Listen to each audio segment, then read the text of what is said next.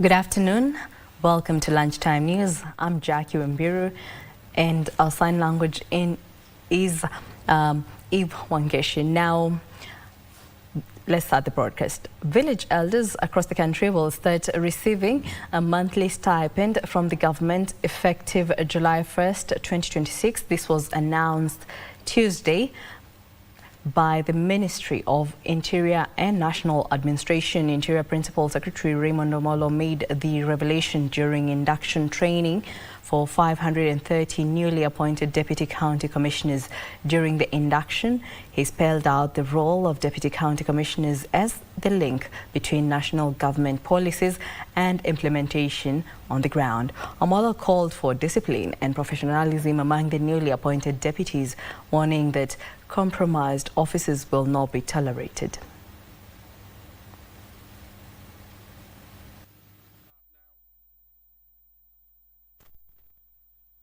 Decisions, your responsiveness, and your ability to listen and act. Their sense of security, justice, fairness, and inclusion will in many ways be shaped by how you carry out your duties. As administrators, you are basically the face of government. When the public interact with you, how you treat them, how you speak to them, how you engage them, that is the impression they have of government. So we have a very big and noble responsibility in your assignment as administrators across the Republic. How well or how easy is it for the public to come to your office, to access services, or even to raise concerns?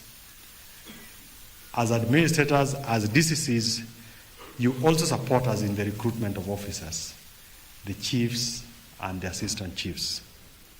Are you that administrator who is only going to recommend someone to be hired as a chief or an assistant chief because you've made them to sell a piece of land that they have to get the job, or they've had to give certain favors, or someone has had to intervene? My expectation is that for us to maintain the level of respect and to maintain the dignity of the offices that we occupy, you must be able to transfer or reciprocate the honor and the responsibility that we've assigned you as the Deputy County Commissioners in your respective jurisdictions. The office of the DCC also occupies a strategic position within the National Government Administration Officers Framework. You are the critical link between national policy and implementation. And as Madam Pass has mentioned, you chair 16 committees. You're basically coordinating government operations and programs. So whether you're serving in the field or at different ministries, departments. In other news, religious leaders have been urged to take a leading role in promoting environmental conservation through education and community engagement. Speaking during an interfaith dialogue on environmental protection, the National General Secretary of the Hindu Council of Kenya, Surendra Bhatia, said environmental degradation remains one of the world's greatest challenges. Bhatia called on religious leaders to champion environmental protection as a shared responsibility. He emphasized that collective action by religious institutions and communities is essential in safeguarding the environment for future generations. But the environmental degradation is increasing in intensity every year. And what role can we play as the religious leaders to bring about education so that we can bring our life, a way of life, in a fashion that we protect this environment so that we are protected going forward?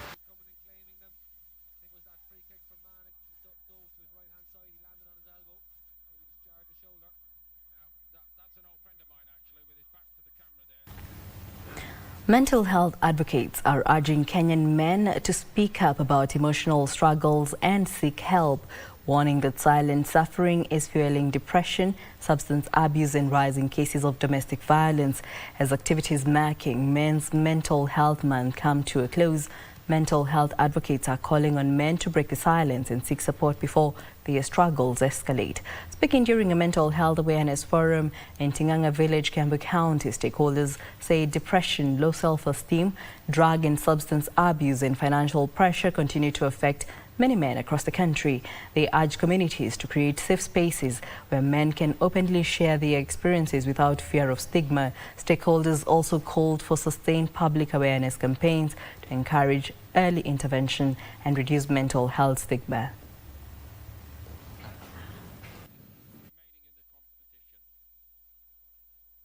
This month being a men's mental health month, here it's a good way of reaching out to the man and encouraging him and telling him that we are there, and there are organizations that like this that are there to support men's mental health, and most of our services that we're offering them for free, and they are accessible to anybody and any family members. Ni vizuri pia mtu awe na warafiki ambao unaweza fungua roho na useme hai kwa kitogo haya maneno yananikumba.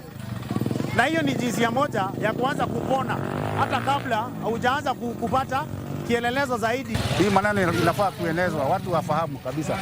Ndio kukiwa na mkutano kama hii, unaona watu wanajitokeza wengi, alafu wanasikiza ile mawaidha wanapewa.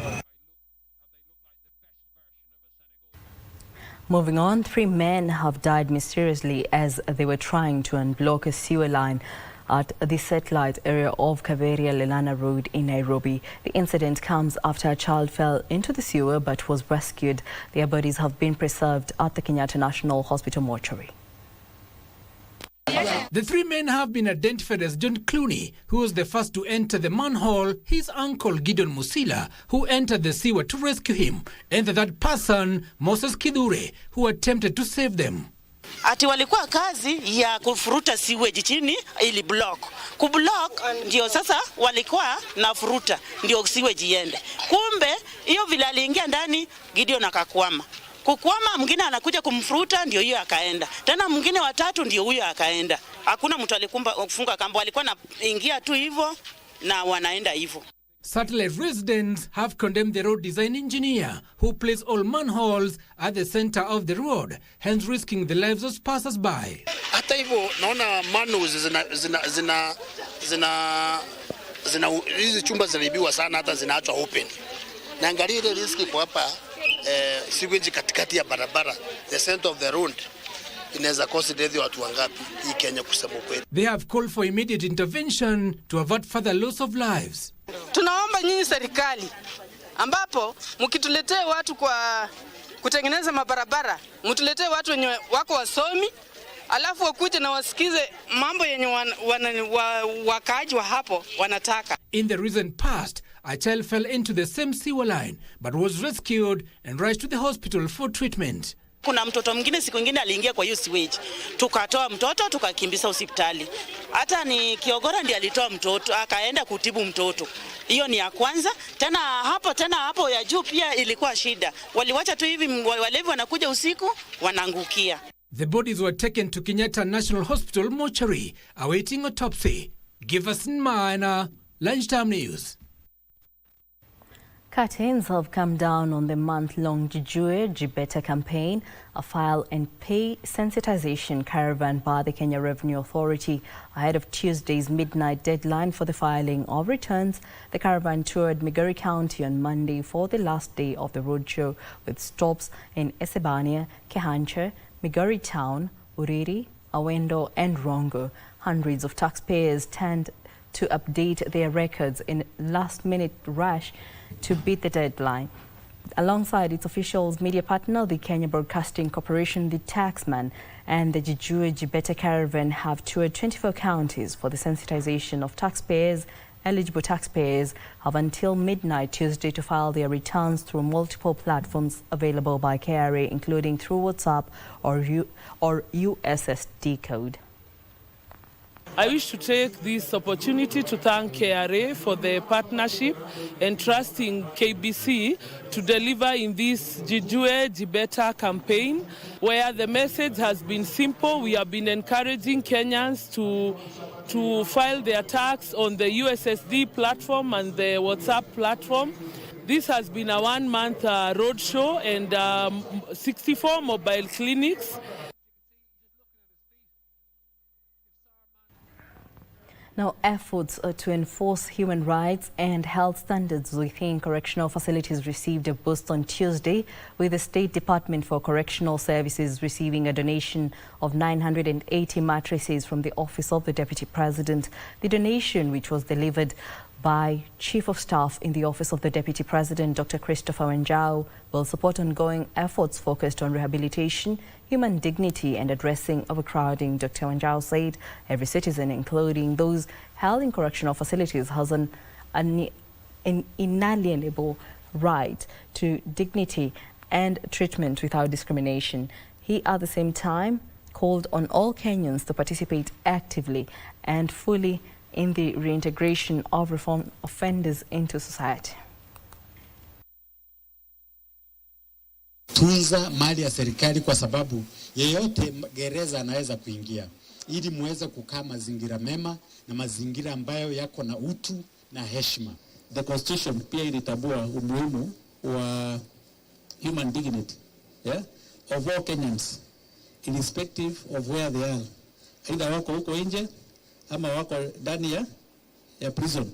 Kwa sababu pia kuwa ndani ya prison sio kusema you are not Kenyan, you are still Kenyans. And we would want this collaboration to continue in the rehabilitation programs, in the reform programs, in ensuring that these people are completely equipped and ready to be reintegrated in society as formidable citizens who can be and who are productive. Health and counseling professionals are raising concern over the growing impact of excessive alcohol consumption and illicit brews on addiction and mental health. This as they called on the government to intensify efforts to curb the sale of illicit brews while expanding access to rehabilitation and mental health services to help those affected rebuild their lives. Patrick Kenothia, a resident of Kiambu County who has marked 10 years of sobriety after battling alcoholism for 16 years, urged those still battling addiction not to lose hope, saying recovery is possible for anyone willing to seek help. He now identifies and supports individuals struggling with addiction by connecting them with rehabilitation services.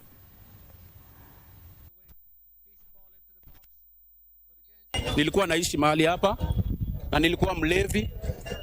Nikasaidiwa na watu wa kanisa, wakanipeleka rehab, na sasa leo nimekuja kuonesha vile Mungu amenifanyia. Sasa mimi nakujanga tu ku create awareness kwa yule tu mwenye anaweza taka kubadilika kama mimi. Na tumeshuhudia mambo mengi sana ya ulevi na haswa vifo vingi katika hii kijiji yetu. Na unapata katika kila homestead iko affected. Na unapata vifo vingi ambavyo tunapata they are alcohol related complications. Mimi naweza taka kupelekwa rehab kwa sababu hata nikipata mbao, dhati, kila kitu na kunywa. Shida yangu ni kukunywa na huwa sikuli. Naweza taka kusaidiwa. Nafurahia sana kwa mwito wake juu alitoka hii kijiji na tena ameikumbuka na tena akakumbuka wale vikoo zake wale aliwacha kwa hii kijiji. Tumefurahia sana kurudi na kumaanisha anataka wengine wao wabadilike, waachane na pombe. Elders from the Warso clan have endorsed former Principal Secretary for Petroleum Mohammed Liban as the preferred candidate for the Isiolo gubernatorial race ahead of the nomination process to be conducted through negotiated democracy by the larger Borana Council of Elders. In the endorsement meeting, Wasu clan chairperson Mohammed Kanchora expressed confidence that Liban will secure the backing of the wider Borana Council of Elders. We have had a good gathering, we have good discussion, we have a mutual understanding, and we have said that we are going to take Mohammed Liban to the next level of the Borana Council of Elders, which is the final decision. So tunaonelea kwamba the Borana community or the BCE will endorse him as the only candidate ambaye BCE watatoka naye katika Isiolo County. Certificate is not all that important, but the best teacher is experience. Elsewhere, the Abaguzi National Council of Elders has urged political leaders in Gusii region to maintain peace and political tolerance. Speaking after celebrating their 20th anniversary in one of Kisii town hotels, Chairman James Matundara urged the elected leaders to maintain respect regardless of political affiliation. Tunauliza viongozi wetu wote kwa ngazi za juu na za chini waheshimiane na wafanye kazi yao kwa heshima. Hiyo China heshima nitalirudia hata mara 100 kwa sababu hiyo ndio msingi ya utamaduni wetu. Ukifanya hiyo basi sasa utafaulu. Tufanye kazi yetu kwa heshima hiyo, tufanye kazi yetu kwa uangalifu, na tuwache hii mambo ya kupigana, tuwache mambo ya kutukanana na tuwache hii mambo ya ufisadi. Hata unafanya kazi unataka ulipwe ufanye. Danton Indande, Lunchtime News. And away from the political arena, innovation is taking center stage in Nairobi as young innovators from universities across the country showcase groundbreaking solutions aimed at addressing Kenya's social and economic challenges. The two-day Innovation Week hosted by the Open University of Kenya at the Kenya Institute of Special Education has brought together students, researchers, industry players and government leaders with more than 30 innovations on display. The government is now urging young people to harness innovation as a driver of job creation, entrepreneurship and national development. The message here is how can we be able to leapfrog as a country from the current status to the first world status. And one of the areas that we need to focus on is how we can be able to nurture the talents of our young Kenyans by looking at the ideas, by looking at the innovations that they have. So scaling up, scaling out, innovation to commercialization, research to commercialization. Also to encourage the universities to think outside the box, like what this institution is doing, by looking at how we can be able to resolve the challenges of the society. Investors, the collaborators to join hands with us to incubate these wonderful ideas from the young people and be able to achieve innovation to commercialization.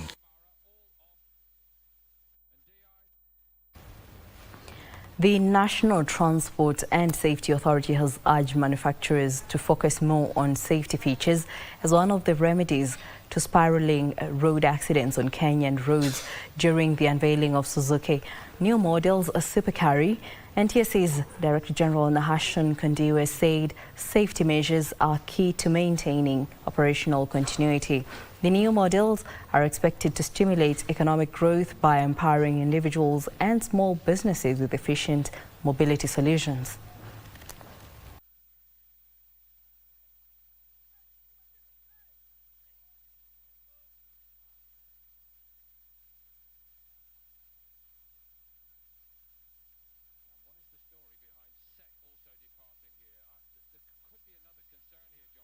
Just how safe are we as we move in our roads? Africa in particular and developing world bears a really unreasonable burden of deaths on the roads. Actually, majority of the deaths on the road happen in Africa and the developing world. Unfortunately, we don't have so many vehicles. So the vehicles are majority in other jurisdictions or other world, but we bear the biggest burden. And that's why when Sifao is launching a Suzuki model that is really having a lot of safety features, it gives me a satisfaction.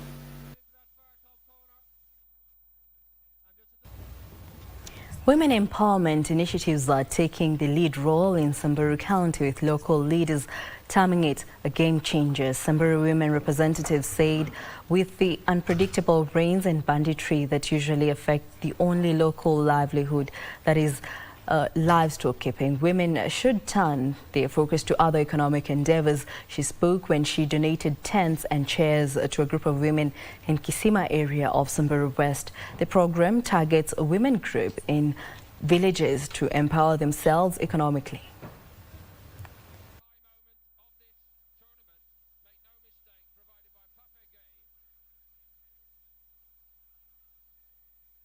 Ni furaha kubwa kwa sababu ya Mheshimiwa Pauline vile ametuletea hema za kuendelesha magroup za wamama.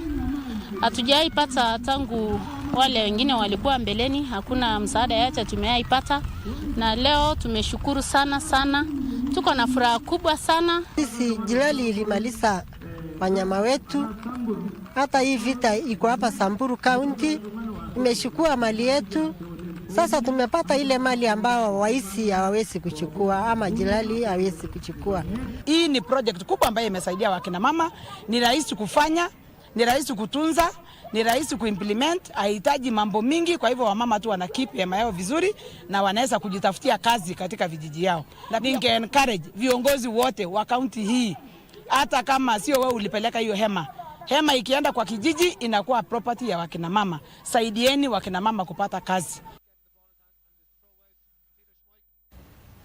In other news, Kisumu County Women Representative Ruth Odinga is urging elected leaders and security agencies in the Lakeside County to deliberate and find a lasting solution to the escalating insecurity problem.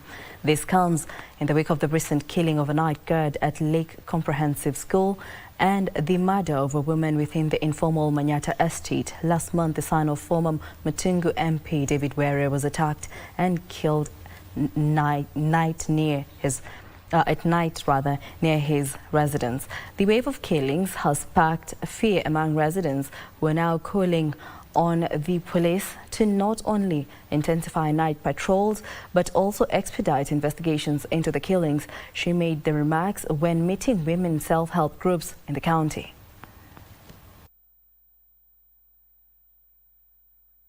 Insecurity and the killings that are happening in Kisumu County is going and escalating and getting completely out of hand. The deaths that are happening is as if it's like waking up and taking tea. No!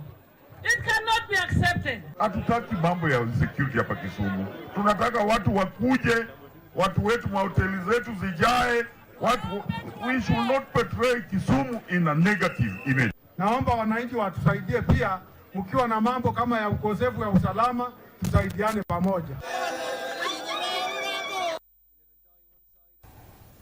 A section of Mijikenda elders are calling on the government to deploy armed police officers to senior boarding schools to curb incidences of school unrest. The Sauti Wazee community-based organization elders, led by their chairman Garama Muvondi, also questioned how flammable materials are sneaked into the learning institutions undetected. They also suggested a return of corporal punishment if push comes to shove. Viongozi wale ambao wamechaguliwa pale shule kama wanafunzi wengine ambao ni kama ni macho ya wale wenzao wako, lakini tunashindwa hivi vitu vya kuchomea shule vinaingia hapo kinamna gani ikiwa maaskari wako pale? Ikiwa security ile ya wale walinzi locally wameshindwa na kazi, serikali kuu itupatie walinzi ambao ni waaskari wana vifaa vya siku hizi, ili kwamba wakaweze kuleta usalama zaidi mbali na huu ambao tunaona umezorota. Ombi letu sisi kama Sauti ya Wazee, tunaomba wale askari husika ambao wana patrol pale ndani, pamoja na headmaster ambaye ni overall katika security, na wale viongozi wote ambao wanahusika katika hiyo shule, hawa watoto na matron wakamatwe.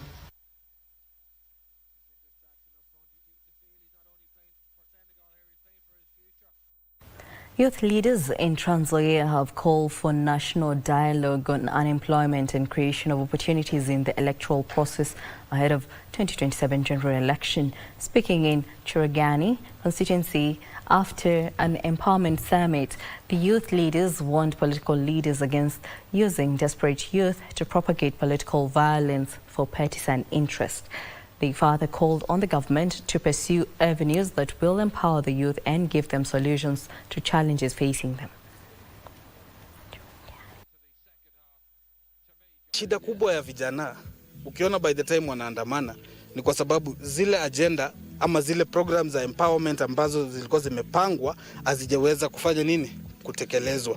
So sisi tunasisitiza sana kwamba serikali focus kwa masuala ya empowerment. Tushikane kama vijana, tuendelee mbele. Sisi tumekataa kutumiwa. Sasa sisi tuko na sauti moja kama vijana. Leo mimi nataka niwaeleze viongozi ambao wanatutumianga sisi kama vijana. Sisi hatuwezi tumika raundi hii.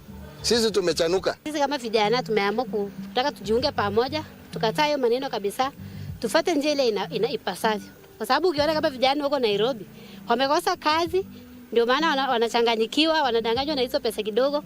Wanakuambia linga jamaa fulani, fanya hivi jamaa fulani, ndio unaona anakufa.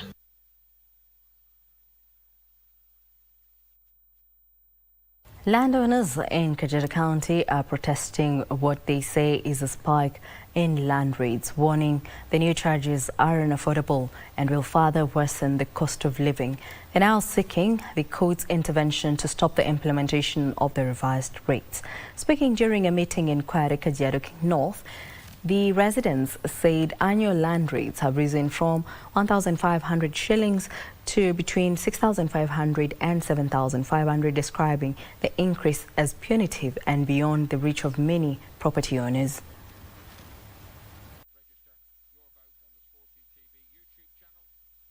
Kumekuwa na sheria ambayo ilipitishwa kutoka bunge letu la kitaifa la Nairobi, likapea nguvu ma MCA, wakapitisha sheria ya kuongeza ploti zetu kutoka shilingi 1,500, ushuru wa shilingi 1,500 mpaka shilingi 7,500 na 6,500. Kazi tunafanya sisi ni wanyonge na hatuna uwezo wa kulipa hiyo pesa, hata kama tunapenda hatuwezi. Tunataka tulipange hiyo 1,500. Hiyo ndio uwezo wetu, tunaweza kulipa hiyo. Tena the same court tena imeamua tena turudi kulipa 7,500.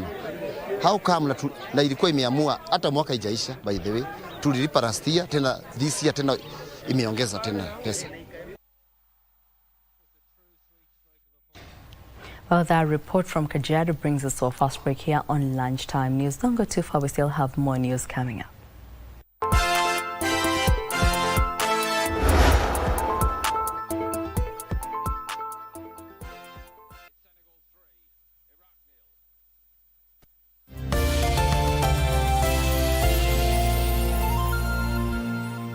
The wait is over. KBC Iko Huduma Center. Starting with Nairobi, kupata huduma za KBC imekuwa rahisi. From digital guidance and signet services to booking of commercial adverts and documentaries. Visit our dedicated desks at Huduma Center GPO, Times Square, Makadara, Kibera or Eastleigh. Tunakungoja hapo. Whether it's a casual announcement or a specialized media solution for your business, we are here to serve you. KBC at Huduma Centers. Moving closer to you. Your station, your service.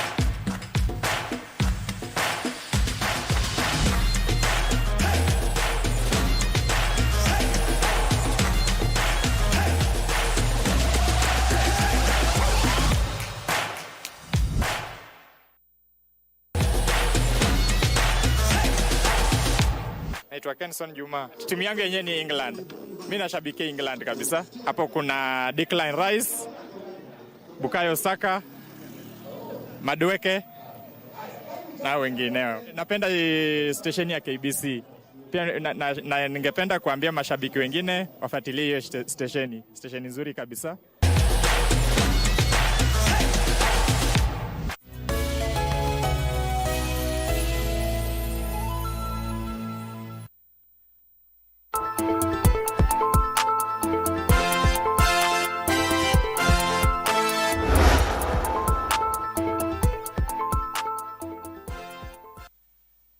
Welcome back. This is Lunchtime News.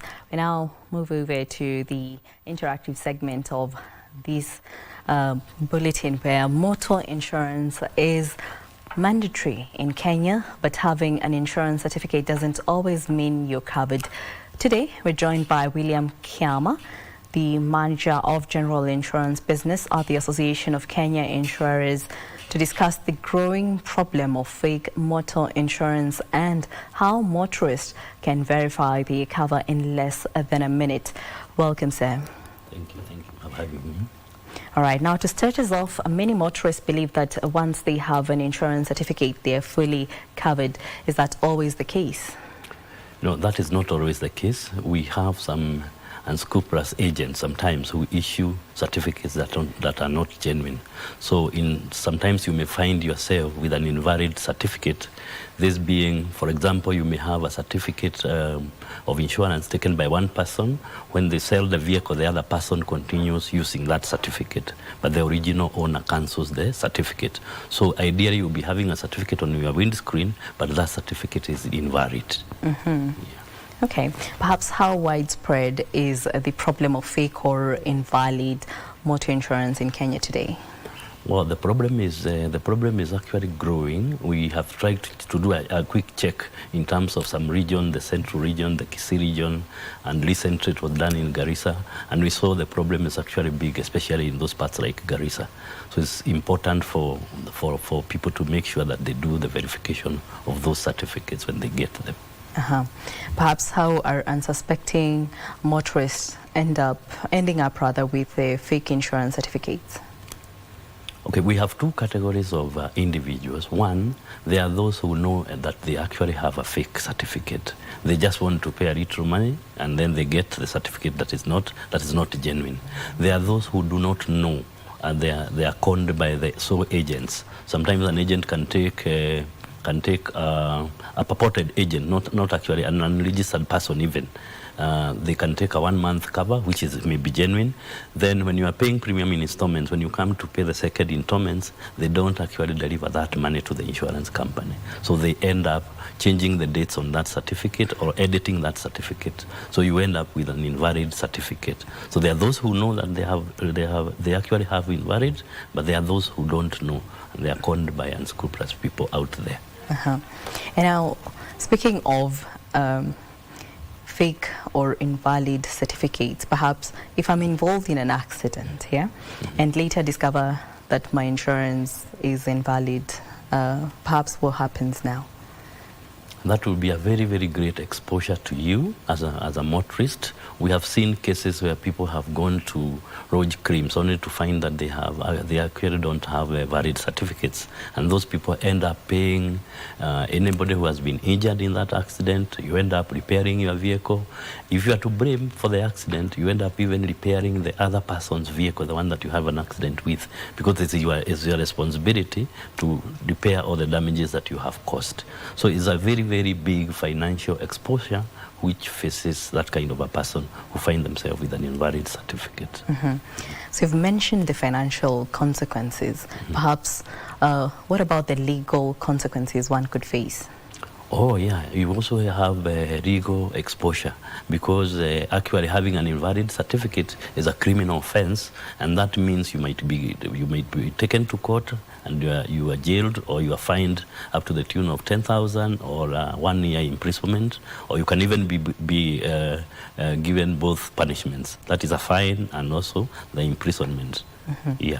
Perhaps what does this mean for passengers, pedestrians or other road users involved in the accident?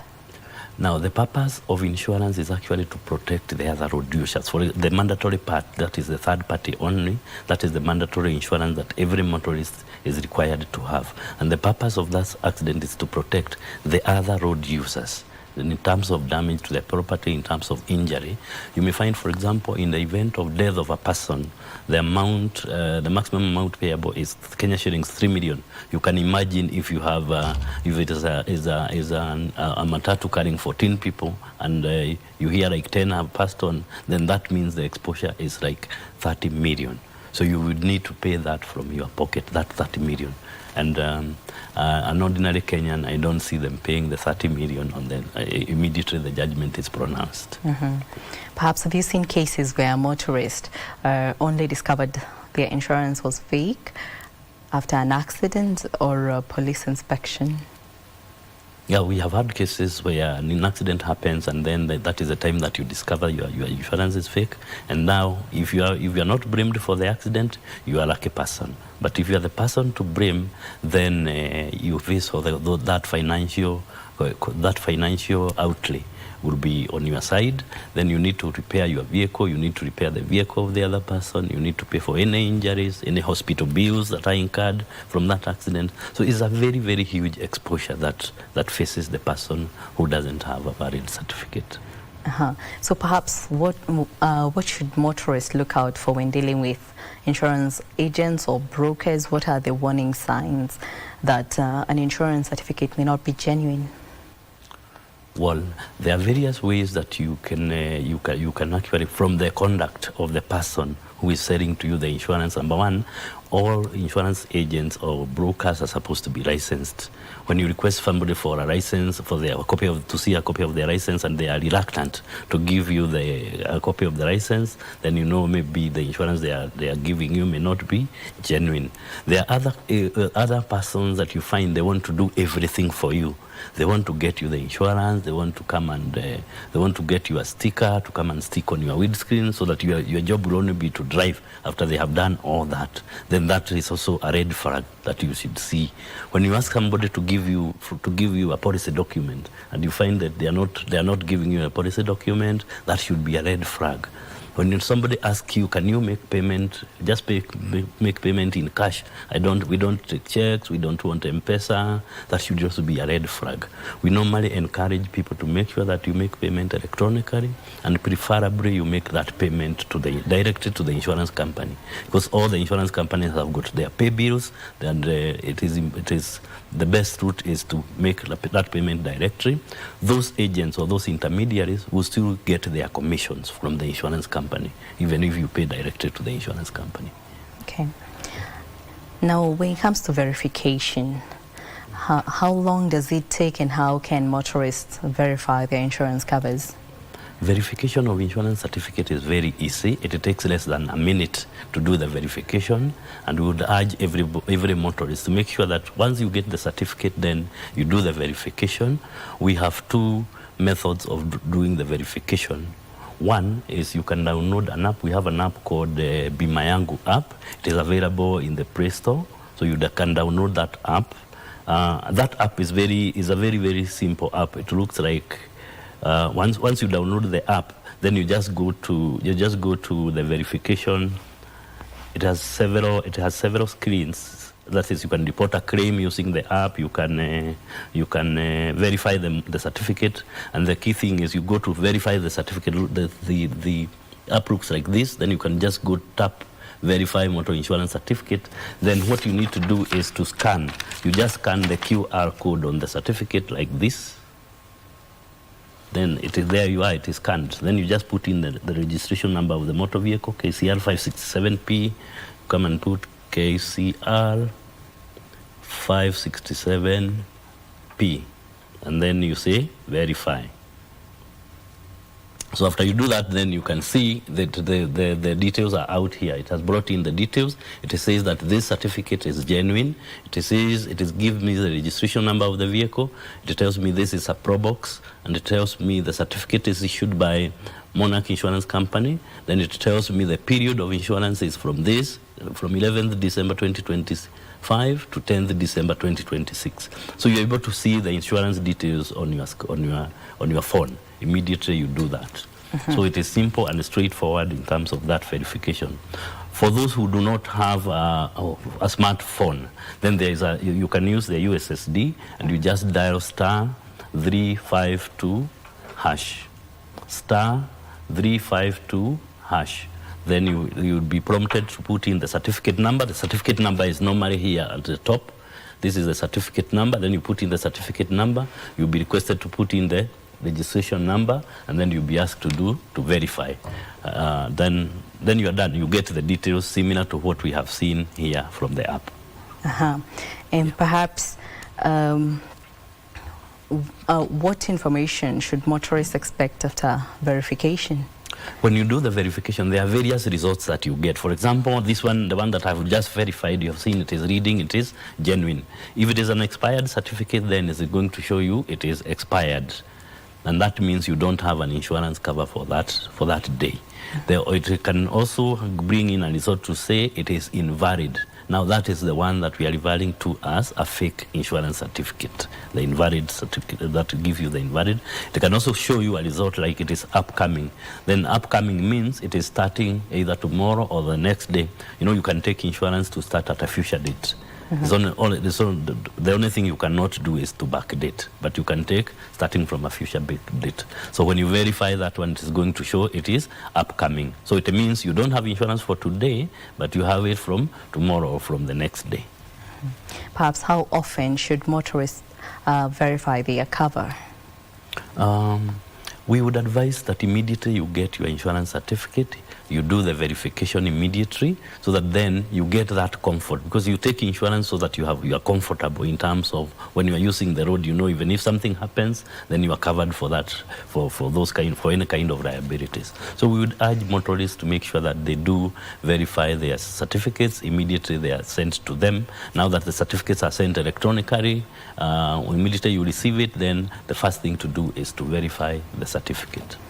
Right. Perhaps can an insurance policy become invalid after it's been issued? An insurance policy can become invalid if it is cancelled by the insurer, and there are several reasons that cause insurance companies to cancel policies. For example, you had promised to make a payment of premium.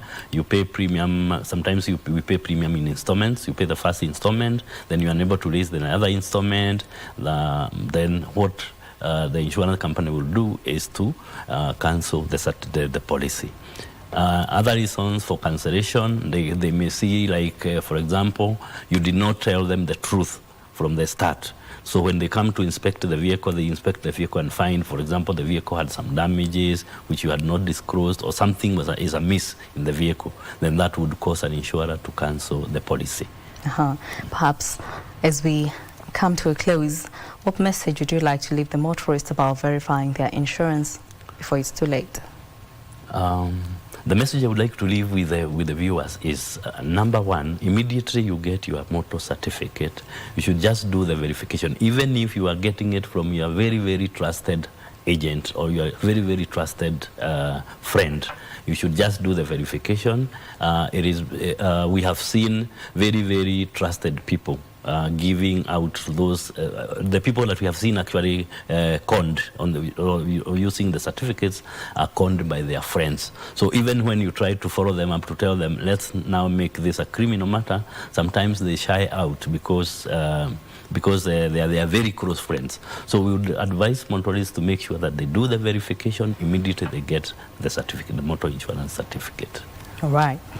Thank you so much. That was William Kiama, Manager of General Insurance Business at the Association of Kenya Insurers. Thank you so much, sir. We now move on to other news. Small construction businesses and contractors across Kenya will now be able to acquire some of the country's most widely used heavy machinery with as little as 10% budget up front after Bank of Africa Kenya and Ganatra Plant and Equipment signed an agreement to provide 90% financing for the equipment repairable over 5 years. The deal connects BOR's asset finance capabilities with Ganatra's position as the only company authorized to sell JCB construction equipment in Kenya and Uganda. The new deal, is designed to bring premium machinery within reach of contractors. Kenya's construction sector contributes approximately 5.6% to the country's gross domestic product and is projected to grow at an annualized rate of 5% in the long term, majorly driven by government road projects, affordable housing programs, and energy infrastructure. The idea of giving 90% finance would really help customers acquire JCB equipment. And with the infrastructure spend that is currently ongoing, the government is spending a lot of money on infrastructure, and we feel that we can really plug into that and put a lot of equipment out into the market. This partnership combines the strengths of two trusted brands. On one side, Bank of Africa is offering competitive interest rates, flexible repayment tenures that suit our businesses. We are looking at financing the agriculture sector and the construction sector, and this is one of the lines that JCB has established, and we want to collaborate in this area.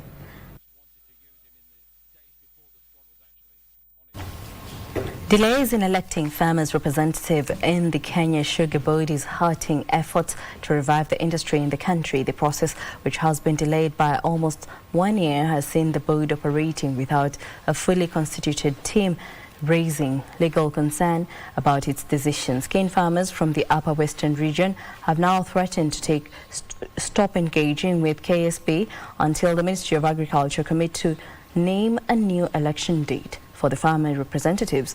Britain earlier has the details. Leaders representing sugarcane farmers have expressed frustration over the postponement of the elections, which had been scheduled for June 25th, demanding a clear explanation on what is happening in the sugar sector, which they claim may have been infiltrated by cartels.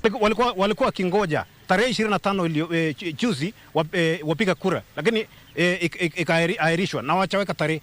Kwa hivyo kama wakulima wa hapa tunasisitiza, tunataka uchaguzi ufanywe kabla ya mwezi wa 8.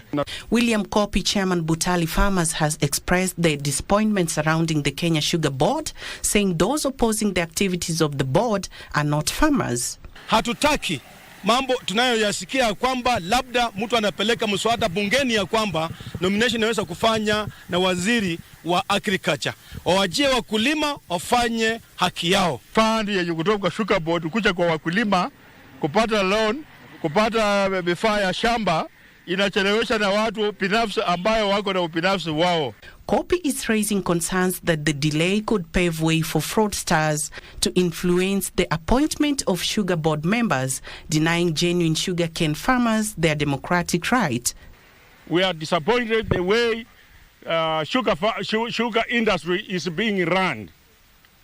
Imechukuliwa na wale ambao si wakulima ndio wanapinga election ya election ya farmers kupeleka representative kwa Kenya Sugar. The farmers are now urging relevant authorities to intervene and help address challenges facing the sugar sector in the country. Reporting for KBC Channel 1, my name is Britain Elia. Civil society groups are urging the government to expedite the payment of mining royalties to residents affected by the base titanium company project. According to the 2016 Mining Act, the community affected by minerals activities get 10% of mining royalties. County government gets 20%, while the national government gets 70%. Katia 20% ya base toka waanze mpaka imefikia hii 20% tumefanya mradi fulani, wakaandika huu mradi huu tulitenga pesa fulani, hii ni ile 20% yenu, tungekuwa tumeona maendeleo makubwa. Lakini si hakuna mradi ambao umeonyeshwa kama hii 20% mradi wenu ni ule ambao imetoka kwa base. Changamoto ya kwanza ambayo tunaipata ni ile kwamba tunakosa uungwaji mkono wa serikali. Katika serikali zetu za mashinani wanakosa kuwa ule uungwaji mkono, na wanaenda kiwango cha kwamba wanakuwa kambe sasa ni competitor wa sisi, kwa sababu unajua hili jambo la madini, watu wengi, kila mtu wanaweka interest yake pale.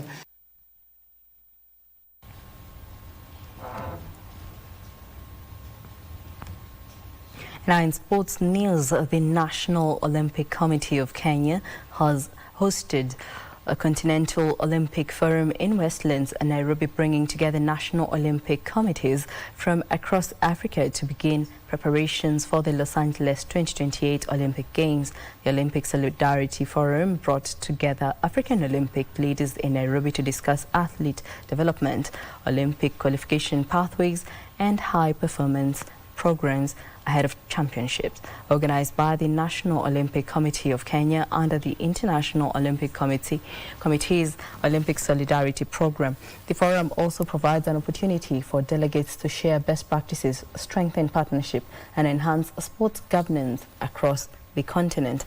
NOC says hosting the forum reinforces its commitment to advancing the Olympic movement while supporting Africa's quest for greater success at the Los Angeles 2028 Olympic Games. Together we can ensure that Africa arrives in Los Angeles stronger, better prepared, and ready to compete with the distinction in the world's greatest sporting stage. We want to see now, as he has mentioned already, how do we increase the numbers of participants going to LA?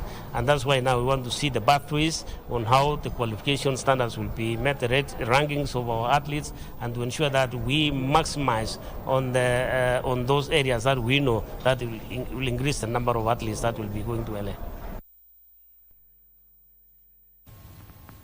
Shivani Raju and Hannah Shah were crowned champions of the 2026 Social Padel Championship, which culminated at the Play on Padel courts in Nairobi.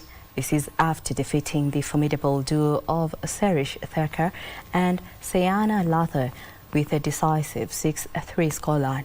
The third place playoff saw an equally spirited contest with Nafisa Fazal and Yasmina Mohammed securing the final spot on the podium. The tournament, hosted at the premier Play on Padel facility in Nairobi, brought together close to 200 players.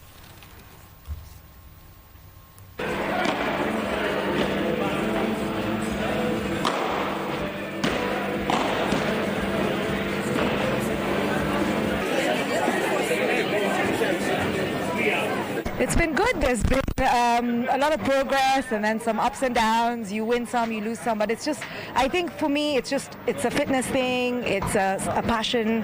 I love it. Yeah. 5 levels of amazing paddle, starting from level 3 all the way up to level 4.5. What's been amazing about this tournament is for the first time ever, we've had women's levels where we're combining the 2 levels of intermediate and advanced, as well as in level 4 and 4.5.